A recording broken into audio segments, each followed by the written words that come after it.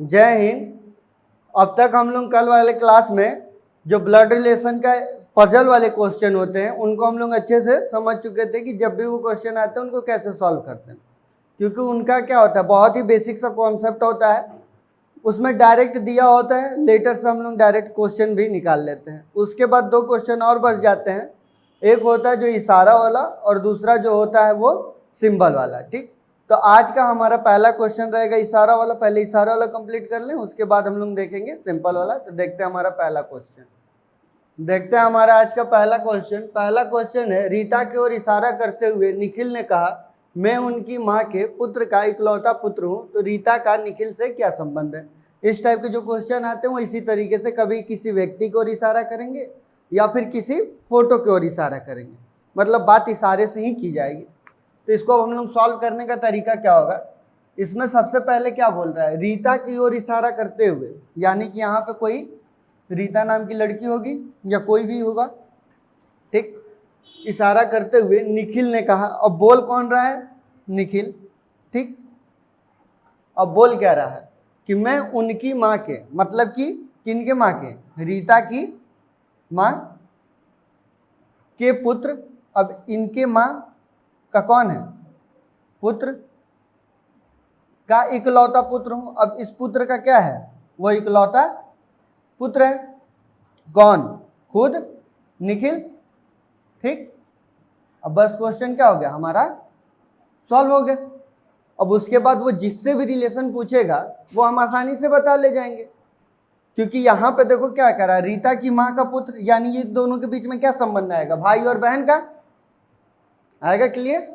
और जब ये इसकी बहन है तो संबंध किसके बारे में पूछ रहा है, रीता के बारे में, कि रीता का संबंध किससे है। तो हमको किसका रिश्ता बताना होगा, रीता का, कि रीता क्या लगेगी, तो इसकी क्या लगेगी, बुआ। तो आंसर हमारा क्या हो जाएगा, बुआ। किस तरीके, कोई डाउट नहीं। क्लियर। अब देखते हैं हमारा नेक्स्ट क्वेश्चन। अब हम लोग देखते हैं हमारा नेक्स्ट क्वेश्चन है, एक आदमी ने एक महिला से कहा, तुम्हारे माँ के पति की बहन मेरी बुआ है, यह महिला उस आदमी से कैसे संबंधित है। जब भी ऐसे क्वेश्चन आते हैं इनमें हमको बस दो ग्राफ बनाना होता है, एक उस आदमी का अलग और एक जिसके बारे में इशारे करके बात करता है उसका अलग, और बाद में दोनों क्या बस हमको करना होता है, मर्ज करना होता है। तो यहाँ पे क्या करा है, एक आदमी ने कहा है, तो यानी कि कोई एक आदमी होगा। क्या कह रहा है कि तुम्हारी माँ, यानी कि यहाँ पे वो महिला है, कह रहा है कि उसकी माँ के पति, इस माँ है तो इसका पति कौन होगा, इसका हस्बैंड ही तो होगा, यानी कि इस महिला का वो क्या होगा, पिता होगा।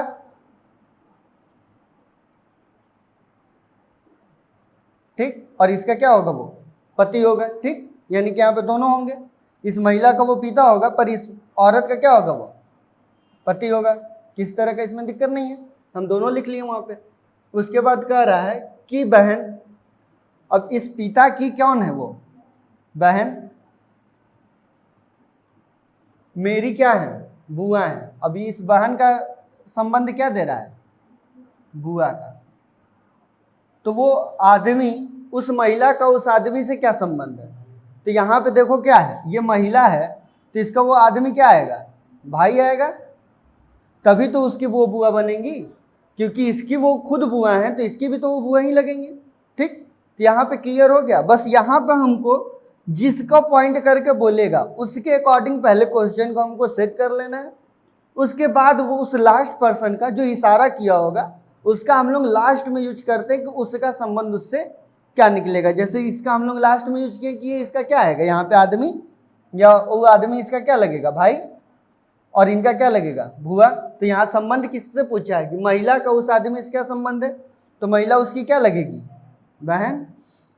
किसी तरह कोई दिक्कत इसमें, बस क्या तो रहे, बस क्वेश्चन बहुत इजी होता है। जैसे कि अभी कल ग्रुप डी का एग्जाम हुआ, उसमें जो रीजनिंग के क्वेश्चन आए थे और जो मास्टर क्लास किया होगा उसके लिए वो बहुत ही आसान हो गया होगा, क्योंकि सारे क्वेश्चन क्या थे, यहाँ पे समझाए हुए थे। तो जिसका आया होगा और जो क्लास किया होगा उसके तो मजे हैं, बहुत आसानी से क्वेश्चन टेकल कर लिया होगा, क्योंकि यहाँ पे एकदम बेसिक से समझाया जा रहा है। और एक बार समझ में आ जा रहा तो उसके बाद क्वेश्चन में तो कोई दिक्कत ही नहीं है, क्वेश्चन कैसे भी घुमाए क्योंकि कॉन्सेप्ट यहाँ पे क्लियर है। ठीक, अब हम लोग देखते हैं नेक्स्ट क्वेश्चन। अब हम लोग देखते हैं नेक्स्ट क्वेश्चन। नेक्स्ट क्वेश्चन है, एम ने एन से कहा आप मेरी बहू के ससुर की सास के बेटे हैं, एन एम से कैसे संबंधित है। ऐसा ही क्वेश्चन आता है, बहू के बेटे के सास के ससुर के, मतलब आपको क्वेश्चन में बस फंसाएगा और देखने में लगता भी है कि क्वेश्चन यार बहुत ही टफ लैंग्वेज में है, पर जब इस क्वेश्चन को हम लोग सॉल्व करते हैं तो बहुत ही बेसिक सा आसान सा होने लगता है, बस कॉन्सेप्ट वाली बात है। अब यहाँ पे एम ने एन से कहा, यानी कि एम किससे कह रहा है, एन से। क्या कह रहा है कि आप मेरी बहू, अब यहाँ पे देखो वो उससे रिलेट करके अभी तक जो क्वेश्चन हम लोग देख रहे थे उसमें संबंध जो दे रहा था वो दूसरे वाले से ही दे रहा था, पर इस क्वेश्चन में खास क्या है कि ये खुद से संबंध बता रहा है। बोल रहा है कि एम से कि आप मेरी बहू, यानी कि अगर हम यहाँ हैं तो मेरी बहू हमसे एक पीढ़ी नीचे होगी, ठीक, बहू के ससुर। अब ये हमारी बहू है के ससुर, यानी कि वो किसकी बात कर रहा है, खुद की ही बात कर रहा है, क्योंकि ये अगर मेरी बहू है तो हम उसके क्या होंगे, ससुर होंगे, हम नहीं होंगे, एम होगा, ठीक ना। ये नहीं सोचना कि सर ससुर होगा, नहीं, हम ससुर अभी नहीं हुए हैं, ठीक है, अभी शादी वादी भी नहीं हुआ है तो ससुर कहाँ से हो जाएंगे, ठीक। तो नहीं, देखो तो इस क्वेश्चन में जो होता है यहाँ पे जब संबंध बताता है ना, जैसे देखो यहाँ पे क्या बोला कि आप मेरी बहू, अब बहू जब वर्ड बोल रहा है तो बहू हमेशा क्या होगी, महिलाएं ही तो होंगी, इस बात में आपको किसी तरीके का डाउट नहीं होना चाहिए। दूसरा, उसके बाद बोल रहे बहू के ससुर, यानी वो खुद के बारे में बात किया। अब ससुर जब भी होगा तो वो क्या होगा, मेल पर्सन ही तो होगा। अब ससुर हमेशा मेल ही होंगे क्योंकि फीमेल वर्जन को हम लोग सास कहते हैं, ठीक। तो उस चीज़ का क्लियर रखना है, यहाँ पे वो खुद क्लियर होता चलता है, यहाँ पे किसी पे डिनोट नहीं करना पड़ेगा कि वो महिला है या पुरुष है, वो आपको रिश्ते से क्लियर हो जाएगा कि यहाँ पे वो महिला आएगी या पुरुष आएगा, ठीक।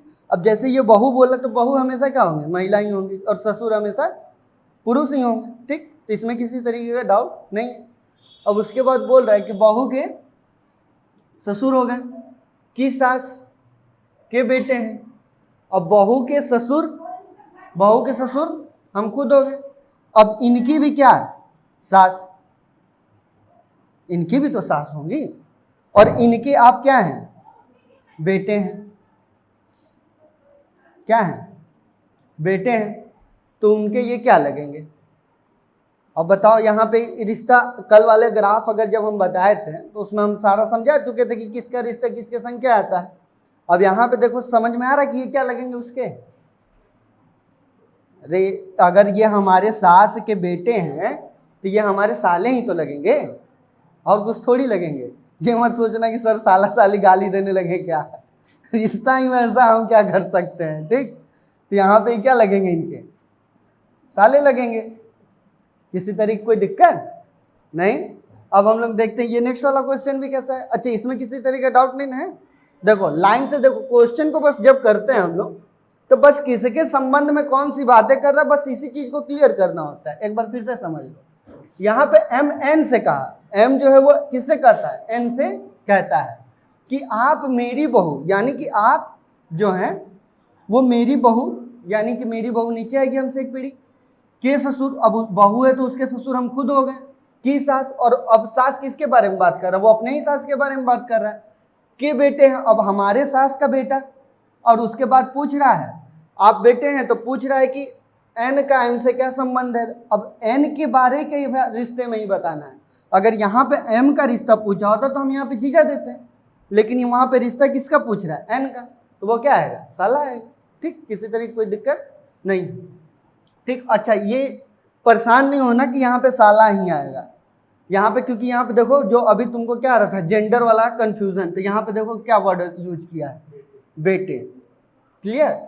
तो तुमको क्वेश्चन में क्लियर करवा देगा, जब भी सारा वाला क्वेश्चन आएगा तो उसमें तुमको जेंडर क्लियर हो जाएगा। जेंडर क्लियर नहीं होता है केवल पजल वाले क्वेश्चन में, तो उसमें जेंडर क्लियर नहीं कर पाते हैं जब तक क्लियरिटी उसमें न दे क्वेश्चन में, ठीक। अब हम लोग देखते हैं ये वाला क्वेश्चन कि ई ने एफ से कहा आप मेरे बेटे के पत्नी के ससुर हो, तो एफ का ई से क्या संबंध है, ठीक। इस क्वेश्चन को सॉल्व करते रहिए, ठीक, और यहाँ पे हम समझा देते हैं। अब यहाँ पे भी कौन बोल रहा है, ई ने एफ से कहा, यानी कि ई किससे बोल रहा है, एफ से बोल रहा है। अभी तक तो कोई ई एफ के बारे में कोई जानकारी नहीं है हमारे पास कि वो मेल या फीमेल है, ठीक, लेकिन आगे क्वेश्चन में क्लियर हो जाएगा आसानी से। कहा कि आप मेरे बेटे के, अब यहाँ पे किसके बारे में वो बात कर रहा है, से कहा कि आप मेरे बेटे, यानी मेरे बेटे का मतलब क्या है, वो खुद के बारे में ही तो बात कर रहा है कि आप मेरे बेटे के पत्नी, बेटे के पत्नी के ससुर, अब पत्नी का ये है तो इसका ससुर, वो खुद अपने बारे में बात कर दिया। अब ये मेरे बेटे की पत्नी हुई, यानी कि ये मेरी क्या लगेगी, बहू, तो उसके हम खुद क्या लगेंगे, ससुर। तो यहाँ पे पत्नी के ससुर हो, पत्नी के ससुर हो। तो यहाँ पे दे रहा है कि एफ का ई से क्या संबंध है। अच्छा एक मिनट, यहाँ पे देखो क्वेश्चन क्या कहा है, ई ने एफ से कहा, ई ने एफ से कहा कि आप मेरे बेटे की पत्नी के क्या हो, ससुर हो। अब यहाँ पे ससुर आ गए तो इसका क्लियर क्या हो गया कि एफ क्या होगा, प्लस पॉइंट होगा, और ये दोनों आपस में क्या होंगे, कपल्स होंगे। तो कपल्स होंगे तो ये क्या होगी, महिला होगी, क्योंकि बेटा सिर्फ माँ का ही थोड़ी होता है, बेटा पिता का भी तो होता है। तो इनका रिलेशन क्या आएगा, यही आएगा। क्लियर। वैसे बस बोलने की बात है कि बेटाएं माँ की होती है, नहीं, बेटा दोनों लोग के होते हैं, बस वो हम लोग अपने से बस धरना बना लिए कि नहीं, बेटियां पापा की लाडली होती हैं और बेटे माँ के लाडले होते हैं, ऐसा रीजनिंग में कोई कॉन्सेप्ट नहीं है, ठीक। तो यहाँ पे आगे पत्नी, तो यहाँ पे दोनों के बीच में संबंध पूछ रहा है, तो किसका संबंध पूछ रहा है, एफ का ई से क्या संबंध है, तो एफ क्या लगेगा, उसका पति लगेगा। किसी तरीके कोई दिक्कत, कोई डाउट, समझ में आ रहा क्लियर, ठीक। अब हम लोग देखते हैं नेक्स्ट क्वेश्चन। चलिए अब हम लोग देखते हैं एक और क्वेश्चन जो पजल वाला ही है, क्योंकि ये थोड़ा सा डाउट में रह गया था कि नहीं समझ में आ रहा था, इसको करके देख लेते हैं। कि कोमल श्रीमती सुमन की बेटी है और सोनम श्री कमल की बेटी है। यदि राजा राम सुमन के ससुर और सुरेखा के पति हैं, जो उनके एकमात्र बच्चे कमल की माँ हैं, तो कोमल सोनम से कैसे संबंधित है, यही क्वेश्चन है। तब यहाँ पे क्या दिया है पहले लाइन में कि कोमल श्रीमती सुमन की बेटी है, यानी कि कोमल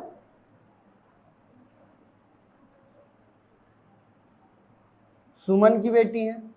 अच्छा, वहाँ पे श्रीमती लिखा है तो इससे परेशान नहीं होना है कि वहाँ पे दो नाम हो जाएगा, नहीं, श्रीमती सोनम का सुमन का मतलब यही है कि नाम को थोड़ा इज्जत दिया जा रहा है, ठीक। उसके बाद कह रहा है और सोनम श्री कमल की बेटी है, और सोनम के बारे में क्या जानकारी मिल रहा है हमको कि वो कमल की बेटी है, ठीक। ये दोनों का अभी आपस में कोई संबंध नहीं है, दोनों का अलग अलग ही है। उसके बाद कह रहा है कि यदि राजा राम सुमन के ससुर हैं, अब सुमन देखो यहाँ पे है, ठीक, तो राजा राम जब भी बोल रहा है कि राजा राम ससुर हैं, तो यानी कि सुमन से राजा राम क्या होंगे, ऊपर होंगे, और हैं क्या, ये ससुर हैं, तो इनके लिए प्लस डिनोट कर सकते हैं। और ससुर हैं तो यहाँ पे एस लिख ली, जिससे हमारे दिमाग में क्लियर है कि ये फादर नहीं, क्या है, ससुर हैं। उसके बाद कर रहा और सुरेखा के पति हैं, और किसके पति हैं ये, सुरेखा के, ठीक, यहाँ तक कोई दिक्कत नहीं है। उसके बाद कह रहा है जो उनके एकमात्र बच्चे कमल की माँ है। अब देखो यहाँ पे दे रहा है कि वो एकमात्र, उनका बच्चा कौन है, कमल, यानी कि कमल उनका एकमात्र बच्चा है। पर इस कमल के बारे में अभी हमको जानकारी नहीं है कि वो एकमात्र बच्चा बेटा है या बेटी है, इसके बारे में हमको कोई जानकारी नहीं है। पर कमल क्या है, उनका कुछ भी होगा, बच्चा है उनका, ठीक। और इनके ये क्या थे, ससुर थे। उसके बाद कह रहा है कि कोमल का सोनम से कैसे संबंधित है, ठीक। अब देखो इनका क्या बोला वो, क्योंकि वो इनके एकमात्र बच्चे हैं और इनके वो क्या थे, ससुर थे, तो ये दोनों आपस में क्या होंगे, एक कपल नहीं होंगे, हस्बैंड वाइफ ही तो होंगे, क्योंकि इनका एक ही बच्चा है, तो उन्हीं से तो इनकी शादी हुई होगी। और जब इनकी आपस में शादी हुई है तो इनकी बेटी हो या इनकी बेटी हो, दोनों आपस में क्या होंगी, बहन ही होंगी। तो इसका आंसर क्या आ जाएगा, बहन। किसी तरह कोई डाउट अब इसमें, समझ में आ गया अच्छे से क्लियर। बस इसमें क्वेश्चन को जैसे जैसे बोलता है हम सॉल्व करते जाते हैं, और लास्ट में उनका रिलेशन निकाल लेते हैं कि जैसे अब ये दोनों एक ही, देखो यहाँ पे पीढ़ी बनाने का फायदा यही होता है कि जब हम पीढ़ी में क्वेश्चन सॉल्व करते हैं तो हमको कंफ्यूजन होता ही नहीं है किसी तरीके का। डायरेक्ट जब क्वेश्चन हमारा सॉल्व हो जाता है, पजल बन जाता है, उसके बाद दोनों सबका आपस में रिलेशनशिप हम लोग देखने लगते हैं कि किसका रिलेशन किसके संग क्या बनेगा। ठीक, अब हम लोग देखते हैं हमारा नेक्स्ट क्वेश्चन। देखते हैं हमारा next question. x plus y का अर्थ है x वाई का पिता है, x माइनस वाई का अर्थ है x वाई की पत्नी है, x इंटू वाई का अर्थ है x वाई का भाई है, x हैज वाई का अर्थ है कि x वाई की पुत्री है। ये सारा क्वेश्चन दिया हुआ है और यहाँ पे हमको उससे रिलेटेड एक क्या देगा, पजल देगा, जैसे कि कोई भी सीरीज दे देगा m plus n has l जैसे दिया, और उसके बाद उससे रिलेट में हमसे आंसर पूछेगा। ये होते हैं हमारे कौन से सिंबॉलिक वाले क्वेश्चन। तो इनको करने का तरीका क्या होता है, इसमें जब हम पहले देखते हैं कि यहाँ पे लिखा है m प्लस एन, ठीक, तो यहाँ पे हमको सबसे पहले इन दो लेटर को ही सॉल्व करना होता है कि m प्लस एन का संबंध यहाँ पे कहाँ है, तो प्लस वाला कहाँ पे x और y है। और इसके बारे में क्या जानकारी दिया है कि x जो होगा वो y का क्या होगा, पिता होगा। x क्या होगा, y का पिता होगा, यानी कि यहाँ पे जो रिलेशन बन के आएगा वो क्या आएगा, m आएगा पिता किसका, n का। ठीक, जिस हिसाब से वो बोलेगा उतना ही पहले पजल सॉल्व होगा। अब ये दो पजल सॉल्व हो गए, उसके बाद संबंध देखो किसके किसके बीच में, n और l के बीच में, और बीच में सिंबल कौन सा यूज है, हैज। तो हैज वाला ये लास्ट वाला है, तो इस जिसका मतलब क्या होता है कि x y की पुत्री है। अब दूसरा यहाँ पे क्या आ रहा है कि x जो होगी वो y की पुत्री होगी, यानी पहला वाला लेटर क्या होगी, पुत्री होगी, और यहाँ पे पहला लेटर कौन सा है, n, तो n क्या हो जाएगी, पुत्री हो जाएगी, किसकी, l की। अब l की जब ये पुत्री होगी तो इन दोनों के बीच में आपस में क्या, एक कपल्स ही होंगे, क्योंकि इसकी भी क्या थी, बेटी थी, और ये दोनों आपस में कपल हो जाएंगे, और एक मेल था तो ये क्या हो जाएगी, फीमेल। उसके बाद पूछ रहा है तो m का l से क्या संबंध है, तो m क्या है उसका, पति, पति ही तो है। ठीक, इस तरह कोई दिक्कत नहीं। ठीक, अब हम लोग देखते हैं नेक्स्ट क्वेश्चन। अब हम लोग देखते हैं नेक्स्ट क्वेश्चन। नेक्स्ट क्वेश्चन में है कि x प्लस वाई का अर्थ है x वाई का पिता है, x माइनस वाई का अर्थ है x वाई की पत्नी है, x इंटू वाई का अर्थ है कि x वाई का भाई है, और x हैज वाई का अर्थ है कि x वाई की पुत्री है। और उससे रिलेटेड हमको यहाँ पे क्या दिया है, एक सीरीज दिया है कि a plus b minus c has y, और वहाँ पे पूछा है a का y से क्या संबंध होगा। तो इसमें भी हमको सबसे पहले क्या देखना होगा, दो लोग के बीच का रिलेशन की क्या आएगा, यानी कि सबसे पहले हमको a प्लस बी देखना है। तो a प्लस बी यहाँ पे आएगा, तो a प्लस बी का मतलब क्या होगा कि a b का क्या होगा, पिता होगा, तो a क्या हो जाएगा, b का पिता हो जाएगा। इस तरह कोई दिक्कत नहीं। उसके बाद दूसरा वाला पेयर कौन सा बनेगा, b और c का, तो b माइनस सी है, तो b माइनस सी के लिए क्या बनेगा कि एक्स वाई की पत्नी, यानी कि यहाँ पे संबंध क्या बनेगा कि b माइनस सी, तो यहाँ पे ये कपल हो जाएंगे क्योंकि ये क्या है, उसकी पत्नी है। ठीक, अगर पत्नी है तो इसका मतलब ये क्या होगा, पति होगा, तो ये प्लस होगा, ये माइनस हो जाएगी। उसके बाद नेक्स्ट वाला क्या बनेगा, सी हैज वाई, क्या बनेगा, सी हैज वाई। हैज वाला संबंध क्या दे रहा है कि एक्स वाई की पुत्री है, क्या दे रहा है, एक्स वाई की पुत्री है, यानी कि सी के संबंध में क्या आएगा, वाई की पुत्री का। पर यहाँ पे कपल बन रहे हैं तो यहाँ पे क्या बन रहा है, प्लस, यानी कि यहाँ पे क्या आएगा आंसर कि ऑप्शन गलत, वो क्वेश्चन गलत है। ठीक, क्योंकि यहाँ पे कोई भी संबंध बन के आएगा ही नहीं, क्योंकि यहाँ पे इसकी ये क्या आनी चाहिए, बेटी, और यहाँ पे बन क्या रहा है, बेटा। तो क्वेश्चन किसी तरीके से सॉल्व तो होगा नहीं, क्योंकि ये क्या आएगी, इसकी बेटी आ गई, और इसकी बेटी और इसकी पत्नी, और ये दोनों आपस में शादीशुदा कपल तो हो ही नहीं सकते, क्योंकि वो भी उसकी बेटी आ रही है और ये भी क्या आ रहा है, बेटी आ रही है, तो किसी तरीके का कोई संबंध नहीं बन पाएगा। तो ये क्वेश्चन क्या हो जाएगा, रॉन्ग। रॉन्ग क्वेश्चन का भी हमको पता होना चाहिए कि रॉन्ग क्वेश्चन जब आता है तो उससे टेंशन वाली बात नहीं है, मिस प्रिंट कभी कभी रहता है, तो उससे ये नहीं सोचना है कि हमको आ नहीं रहा है, हमारा कॉन्सेप्ट जब क्लियर है तो आंसर आएगा।